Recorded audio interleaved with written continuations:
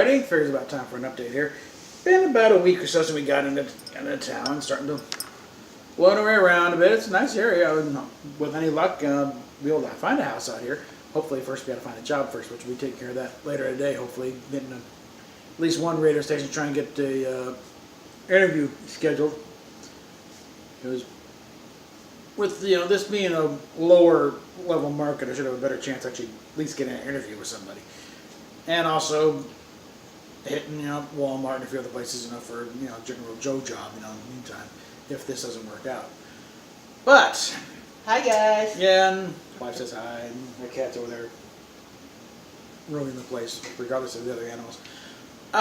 Couple of things. One came across a Kowalski that about if Bryan Fuller had stayed in place, would Discovery have been a little bit? It would have been more consistent tone wise. It wouldn't have been as egregious in the canon violations, but I'm pretty sure it still would have been a hot mess, and it still would have just divided everybody. Because I'm pretty good authority. He's not the friend of the franchise that he's been advertised to be. He was I think when they did the In the Mirror Darkly, he was one of those that didn't want to go with a separate insignia for the Defiant. He went, no, they all had the same thing. No, they didn't, Brian. Get with the program. That's not how it works. And again, a lot of the stuff early on, we still would have gotten the cling works. We still would have gotten different phases and communicator. I think that was one of the last things he did was get those communicators and phases approved. It's like, that's not right, Barry. Come on, This is a period piece. You got to stick with a period, or you know what better than anybody. This thing, what the fans gonna. He thought he could tweak it. That no, let's push it. No, you can't push that because it's already set in duranium. How this thing's look back now. You can play with the details, but the overall design is better be consistent, or there will be hell to pay. And there's been hell to pay, which brings us to the next one. Wonderfest had a display. Well, round 2 at a display at Wonderfest this weekend. I guess.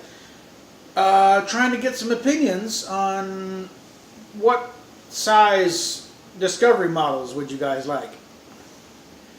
And they had pictures of how big they'd be, and the scales they had was 1/1000, 1/1400, and I think a 2500. At 1/1000, they had the Shenzhou, the Enterprise, and Discovery, for examples. At 1/1000 scale, the Discovery clocks in at about 29 inches long. That's ridiculous. In fact, apples to apples here, sort of. The Enterprise is 18.9 inches at 1/1000. The original Enterprise that Polis put out at 1/1000 is about 11 inches. So yeah, it's now official. There's no way in hell they can honestly claim this is the same timeline, because there is no refit in the world that could possibly explain how you go from first pilot Enterprise to second pilot Enterprise with this monster in between, and still call it the same ship. If they'd been roughly the same size, you could have halfway squeaked by and only been slightly idiotic. This is total stupid.